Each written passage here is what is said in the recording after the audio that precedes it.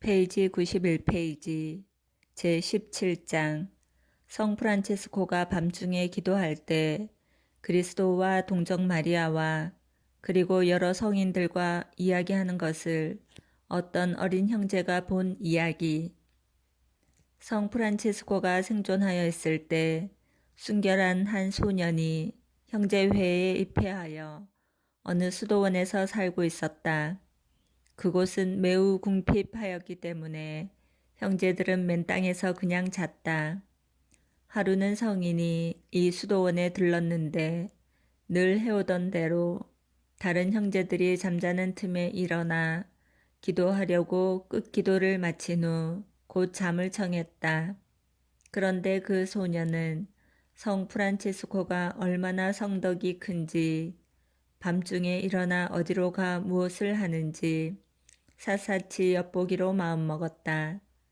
그러나 잠들면 허사가 될까봐 이 소녀는 프란치스코 곁에 누워 제 허리띠를 성인의 띠에 잡아며 놓아 그분이 일어나면 금방 알게 해놓았는데도 성인은 이것을 전혀 알지 못했다.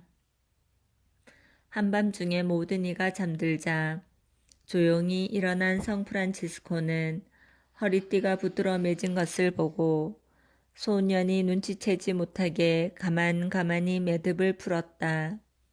매듭이 풀리자 성 프란치스코는 수도원 가까이 있는 아름다운 숲으로 가 거기 있던 어느 헛간 속에 들어가서 기도했다.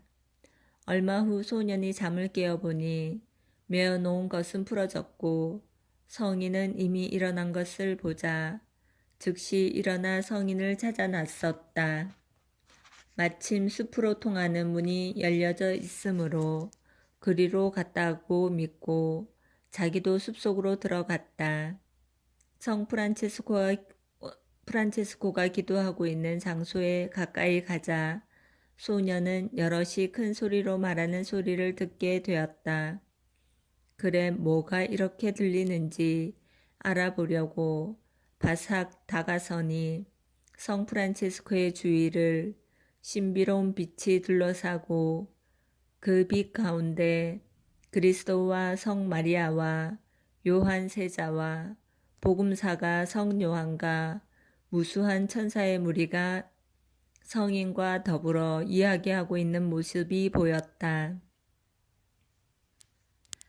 소녀는 이 광경을 보고 그 말하는 소리를 듣자 그만 기절하여 땅바닥에 쓰러졌다. 이 거룩한 발현의 신비가 다 끝나 성 프란치스코는 수도원으로 돌아가는 도중 길 위에 죽은 듯이 넘어져 있는 소년이 발에 채였다. 성인은 이 소년을 보자 아주 가엾은 생각이 들어서 두 손으로 끌어안고 마치 착한 목자가 어린 양을 안듯이 잠자리까지 안고 갔다. 그 후 소년이 발현 광경을 보았다는 말을 듣고 성인은 자신이 살아있는 동안에는 아무에게도 이 일을 말해서는 안 된다고 명했다. 이 소년은 하느님의 큰 은총과 성 프란체스코의 열성으로 점점 성장하여 형제회 안에서도 뛰어난 수도자가 되었다. 그는 비밀을 지켰고 성 프란체스코가 별세한 뒤에야 비로소 형제들에게 발현 이야기를 해 주었다. 그리스도께 찬미. 아멘. 제18장 성 프란체스코가 5,000명이나 되는 형제가 참석한 놀라운 총회를 천사의 성 마리아 수도원에서 개최한 일. 그리스도의 충실한 종 성 프란체스코가 천사의 성 마리아 수도원에서 총회를 연 적이 있었는데 이 회의에 모여온 형제들은 5,000명 이상이나 되었다. 여기에는 설교 수도회 총장이요 창립자인 도미니코 성인도 있었다. 이분은 볼로냐에서 로마로 가는 도중에 성 프란체스코가 천사의 성 마리아 수도원에서 총회를 개최한다는 소식을 듣고 자기 수도회 형제 7명과 함께 찾아온 것이다. 이 총회에는 성 프란치스코를 대단히 존경하던 추기경 한 분도 참석하였다.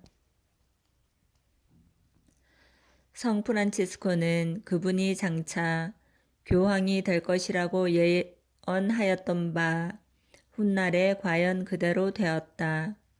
그 당시 교황청이 페루지아 지방에 있었으므로 이 추기경은 아시시의 일부로 온 것이었으며 성 프란치스코와 그 형제들을 위하여 창미사도 드려주고 또 총회에 참석한 형제들 앞에서 강론도 해주곤 하였다.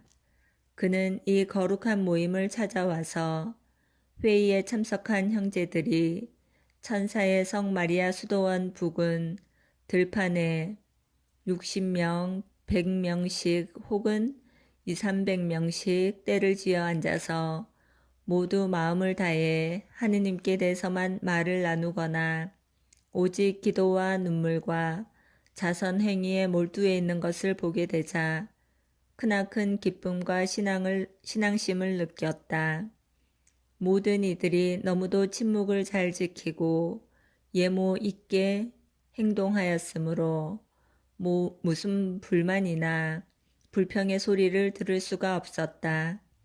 또 이렇게 많은 대군중들이 비길 데 없이 질서정연한 데에 감탄한 나머지 추기경은 눈물을 걷잡지 못하고 벅찬 신앙심에서 진정 여기야말로 하느님의 용사들이 모인 대야영 진지로구나 하고 탐복했다. 이때 군중 속에서 쓸데없는 잡담이나 농담하는 소리는 들을 수가 없었고 그 대신 형제들이 모이기만 하면 기도를 하든지 성물도를 합송하거나 그렇지 않으면 자신의 죄나 은인들의 죄를 눈물로 통회하고 혹은 영혼의 구원에 대해 이야기할 뿐이었다. 형제들은 이 벌판에서 나뭇가지와 돗자리로 얼기설기 엮어 숙소를 여러 개 만들었고 관구별로 각각 나뉘어 있었다. 그래서 그 총회는 나뭇가지 혹은 돗자리 총회라고 불리었다. 그때 잠자리란 맨땅이고 어떤 이는 짚을 조금 깔아 쓰기도 했지만 베개는 나무토막이나 돌들이었다. 그렇기 때문에 그 광경을 보거나 소문을 들은 사람들은 형제들을 대단히 존경하게 되었고 또 그 성덕에 대한 평판이 자자하게 퍼졌으므로 페루지아에 있던 교황청과 또 스폴레토 골짜기에 다른 여러 곳에서 많은 사람들이 그들을 보러 왔다. 즉 백작, 남작, 기사와 그 밖에 여러 귀족들이 많이 왔고 수많은 사람들과 추기경, 주교, 수도원장, 그 밖에 성직자들이 몰려와서 일찍이 세상에 없었던 더없이 거룩하고 위대하며 또 겸손된 이 모임을 보려 하였다. 그들이 특히 보고 싶어 한 것은 이 성스러운 백성 전체의 지도자요 참으로 거룩한 사부님이었다. 이분이야말로 꽃같이 아름다운 포도들을 세상으로부터 탈취하여 그처럼 훌륭하고 경건한 한 양떼로 모아서 참된 목자이신 예수 그리스도의 발자취를 따르게 한 것이다. 총회에 참가한 사람들이 전부 모였을 때 모든 이의 거룩한 사부요 총장이셨던 성 프란치스코는 성령의 불길 속에서 그들에게 하느님의 말씀을 널리 알리고 성령께서 시키시는 대로 소리 높여 설교하였다. 이 설교의 요점은 이러했다. 사랑하는 여러분, 우리는 하느님께 큰 것을 약속하였지만 하느님은 더 큰 것을 우리에게 약속하셨습니다. 그러니 우리는 스스로 한 약속을 힘껏 지키고 하느님께서 약속해 주신 것을 굳게 믿고 바랍시다. 세상의 쾌락은 일시적이고 형벌은 끝이 없습니다. 현세의 고통은 잠깐이고 내세의 영광은 영원합니다. 성인은 이런 말로 열렬히 설교하며 거룩한 어머니이신 교회를 존경과 순종으로 받들고 형제들은 서로 사랑하고 하느님의 모든 백성을 위하여 기구하며 어떤 세상 환난을 만나도 인내하고 행운을 만날 때는 삼가 자중하며 천사들처럼 청순하고 정결할 것과 또한 하느님과 사람과 제 양심에 화합하고 평화를 유지할 것이요. 참으로 거룩한 가난을 사랑하며 또 실천하라는 말로 형제들을 격려하고 간곡히 권고하였다. 그리고 또 말씀하시기를 거룩한 순종으로 여기 모이신 여러분에게 명합니다. 여러분은 먹고 마시거나 그 밖에 육신에 필요한 것에 대해 조금도 걱정해서는 안 됩니다. 다만 기도와 하느님을 찬미하는 일에만 전력을 기울일 것이요. 육신을 위한 걱정은 모두 하느님께 맡겨드리면 그만입니다. 그 까닭은 그분께서 특별히 여러분한테 마음을 써주시기 때문입니다. 라고 하였다. 이에 거기 있던 모든 이들은 기쁜 마음과 즐거운 낯으로 이 명령을 듣고 성 프란치스코의 설교가 끝나자 모든 이들은 전부 기도에 몰두했다. 거기에 참석하여 있던 성 도미니코는 그렇게 큰 회중 속에서 육신에 필요한 것을 조금이라도 생각할 형제 하나도 세워두지 않고 무분별한 방법으로 일하는 성 프란치스코의 명령과 생각에 크게 놀랐다. 그 때문에 많은 사람들이 고통을 받으리라 생각했다. 그러나 대목자이시며 복되신 그리스도께서는 당신의 양떼와 가난한 이를 얼마나 각별히 돌보시는지 보여주시고자 즉시 페루지아, 스폴레토, 폴리뇨, 스펠로, 아시시 근방 사람들의 마음속에 이 거룩한 모임에 음식을 가져다 주려는 생각을 불러일으켜 주셨다. 그래서 엄숙한 이 장소는 벼랑간 사람들이 당나귀와 말과 수레에다 그리스도의 축복받은 가난한 이들이 요긴하게 쓸 수 있다고 생각되는 먹을 빵과 포도주, 콩, 치즈, 그 밖에 좋은 음식을 싣고 줄줄이 이어왔고 그 밖에도 주민들은 이 대군중에 필요한 밥상포와 단지와 컵 등 여러 가지 그릇을 가져왔다. 여기서 남보다 많이 가져온 이와 남보다 더 정성되이 대접한 사람들은 스스로 행복함을 느꼈다. 이쯤 되니 처음에는 그저 구경하러 왔던 백작, 남작, 그 밖에 신분 높은 이들까지도 깊은 겸손과 존경심을 품고 형제들의 시중을 스스로 들었다.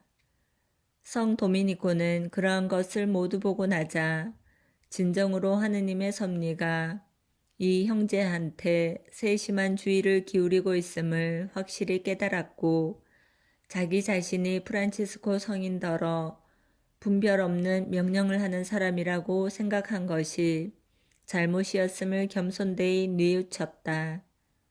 그는 성인 앞에 꿇어 자기 잘못을 겸허하게 고백하고 덧붙여 이렇게 말했다. 참으로 하느님은 이 작고 가난한 성스러운 사람들을 특별히 돌보고 계시는데도 나는 그것을 알지 못하였습니다. 나는 지금부터 복음의 거룩한 가난을 지킬 것을 약속하며 내 수도회 안에서 개인 소유물을 가지고자 하는 우리 회 형제들을 모두 하느님의 이름으로 저주합니다.